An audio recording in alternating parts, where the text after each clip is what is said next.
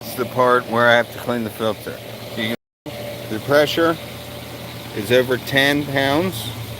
We'll go back over here and show you. Now you remember there's already bubbles in the beginning, but you can see the water pressure has died down. It's no longer shooting all the way across the pool. It's barely pushing out. All right. And then so if you see that, then you go and the skimmer. The skimmer itself, you have to keep an eye on, but that's not enough buildup to create the concern that we're talking about now. So when you see the water starting to slow down, you come over to your filter and you check the gauge. And if you're looking at over 10 pounds, you know that it's time to clean it. So shut it off. All right, in this particular style, not every one is this difficult. Some of them are easy. There's a little hand lever, see here? This is just for routing. All right, but on a lot of the more advanced, there's a hand lever on it itself, and you can actually reverse it. So what I'm gonna do is by hand take this ring off. Sorry. All right, so I took the ring off, had to unscrew it. It can be difficult at times. So we got the ring out of the way. So now we want to take this top off. Problem is, if I go and I try and hoof it off by hand, it's really hard. So you want to relieve the valve down here. And see all that white coming out? That's the diatomaceous earth. That's some of the microfiber filter itself. But you'll still see that there's plenty left when I open the sucker up. And then if I go and I release this valve, it's going to make it go easier, almost like a gas can. See that? Because it's just an air valve. Alright, then I can just pull it off. Okay? Now, when you look, the filter itself's already white. Okay? But you see inside of it?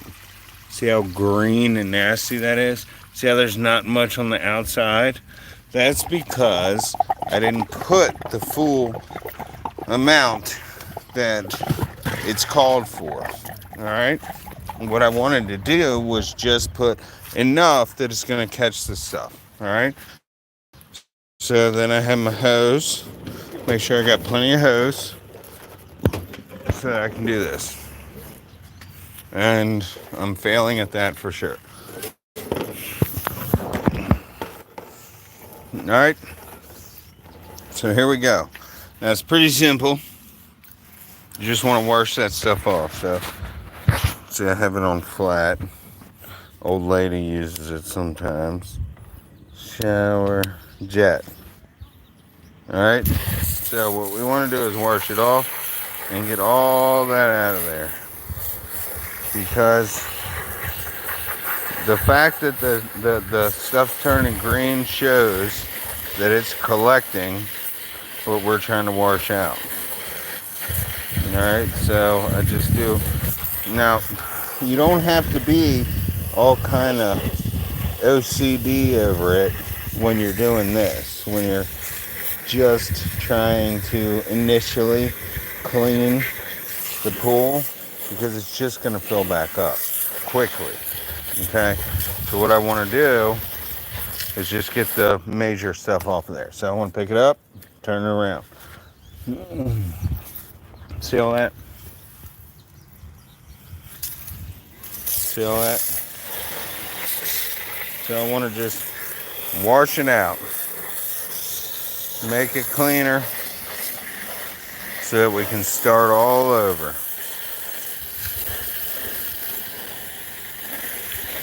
Sorry if my videography is poor when I'm trying to work on this, because I'm just trying to help you guys out. I'm not some pro making some elaborate sponsored video. I'm showing you what my everyday life is all about. And this may help you because I spent way too much money on no help at all.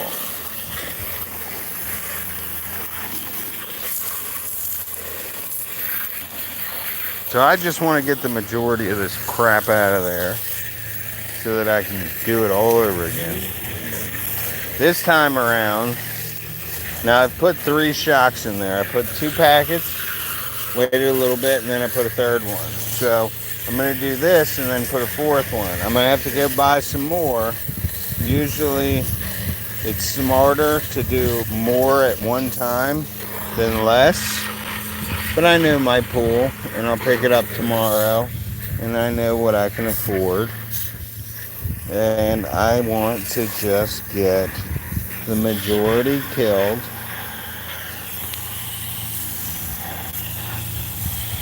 And be able to let the old lady and the little tiny go swimming.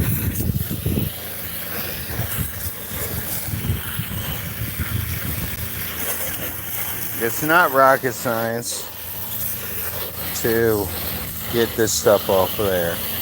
It's just rinsing. So, normally, especially when you're later in the season and you're doing this for a maintenance reason, see how at the bottom, sorry, my phone, see the bottom's covered with it? You always got to flip the thing. You got to flip it so that you can get the angles that you weren't able to get before. And you want to get that stuff out of there. I mean, it doesn't, like I said, it's early in the season. So it's not as necessary, I would say, because all you're doing is replacing the same barrier to get the majority of the big stuff out of there. Look, you can see right here, I missed a lot. Alright, so I take it upside down, and let's go ahead and just get it out of there, because I saw it, and because it only helps, right? And you'll see shadowing, you'll see all kinds of different things that are obvious signs that there's still something there to get rid of. You might as well do it, because you're talking about opening a pool where you're trying to get mass amounts of debris out. Okay? Now, the video is probably not showing you exactly what it is that I'm dealing with here, but it's simple enough that you just want the filter to be as fluent as possible. You don't want to spend a whole lot when the filter itself can still do the same job even when it's got some stuff caught up in it, because we again are doing an initial startup of opening the pool. Alright, so what I did is I stuck the filter back in as necessary. Now I put the top on, but it's still not sealed, so if I turn it on, it may not pull water at all, or if it does, it's going to blow it out. So I want to tighten this top air breather, not so tight that I'm Superman. Alright, then I'm going to turn this ring backwards until it sits evenly, and then, and you can't see this because I'm doing it with the same hand that I'm holding you want it to be even, and then you want to try and screw it tight, okay, and then once it starts getting tight, back it up again until it goes click, click, and re-thread. Because what you want to do initially is get that sucker sealed evenly.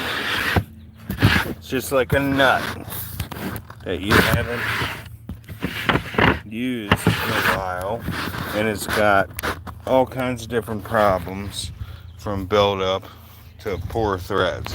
So now I've screwed it on. Now we might run into a problem, and I'll show you how you know if we see it. Alright, so I just turned it on. Up, there's our problem right there. Stupid me, forgot to put the bottom cap back in. That shows an initial problem. And my phone's dying.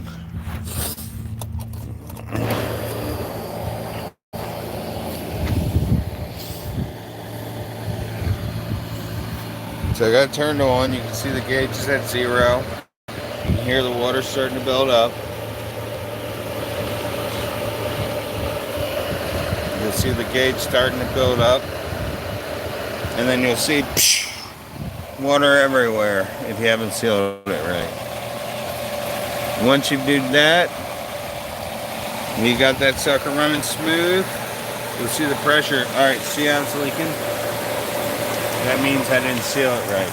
So you're going to want to turn it off, let some pressure out, back it up, and then do it again.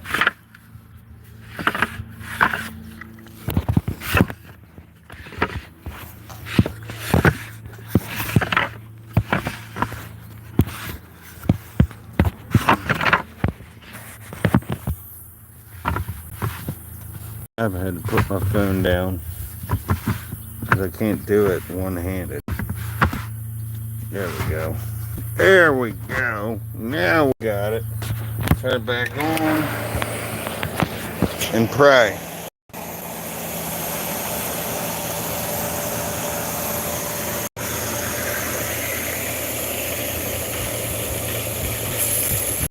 Alright, this valve needs to be tightened, but we want to let all the air out. See how there's water, but air is still coming? When it stops making that sound, there's just silent water flow. So what you can do is you can tighten it up to make it shut up, and then wait a sec, and then release it again. Hear the water slowing down, or the air slowing down?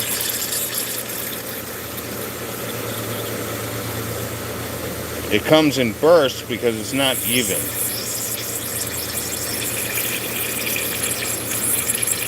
It's still heavy. So I'm going to want to tighten it up again. Wait it out till I don't hear it anymore.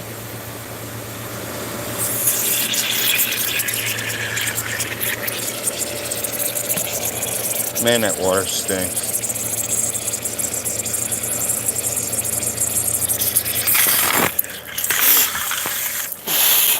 That's cold water too. Woo!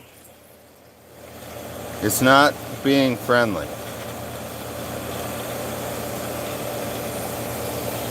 See, this is an easy job. If it was, they wouldn't charge so much.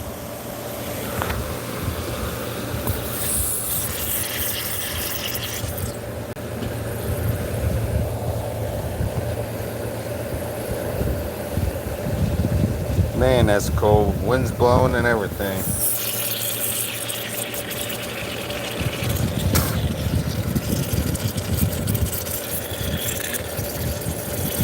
I don't know why I'm still dealing with air pressure by this time. I shouldn't still be dealing with air pressure.